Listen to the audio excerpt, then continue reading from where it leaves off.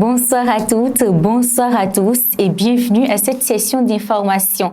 La Cour suprême du Bénin a lancé le 28 février dernier la deuxième édition du concours Prix d'excellence droit, justice et paix. Cette édition est placée sous le thème lenteur judiciaire et état de droit au Bénin, enjeux et perspectives. Il s'agit pour les candidats de produire un article scientifique de 25 à 35 maximum et à soumettre au jury des propositions de solutions originales, innovantes et susceptibles d'indiquer le phénomène de lenteur judiciaire que reprouvent si légitimement les justiciables. Les participants ont jusqu'au 31 juillet 2023 pour déposer leur production scientifique.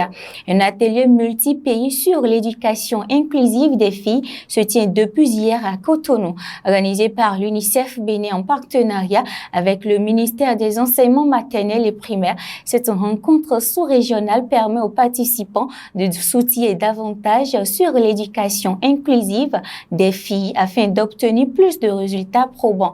L'atelier porte sur le thème « Apprendre, co-créer et diriger ensemble, accélérer l'éducation inclusive pour obtenir des résultats en matière d'éducation des filles ». À noter qu'il a réuni les acteurs venant de 7 pays de la sous-région et se poursuit jusqu'à demain. Le Bénin a célébré à l'instar des autres pays africains la 8e édition de la Journée africaine de l'alimentation scolaire JAS ce 1er mars.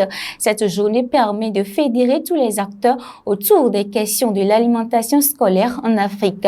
Les manifestations officielles de cette journée au Bénin sont prévues pour le 16 mars prochain. En prélude à cette célébration, le représentant résident du Programme alimentaire mondial au Bénin, Ali Ouattara, a annoncé la mise sur l'approvisionnement au plan local au niveau des cantines scolaires.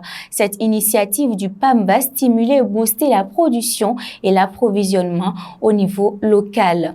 Le Burkina Faso demande le départ définitif de tout le personnel militaire français encore en service dans les administrations du pays. À travers une note datée du 28 février 2023, le ministère des Affaires étrangères dénonce un accord d'assistance technique militaire signé avec la France en 1961. Cette dénonciation, faut-il le rappeler, intervient dans un contexte de mise en œuvre de la politique de souveraineté prônée le gouvernement de la transition. C'est la fin de cette session d'information. Bien à vous.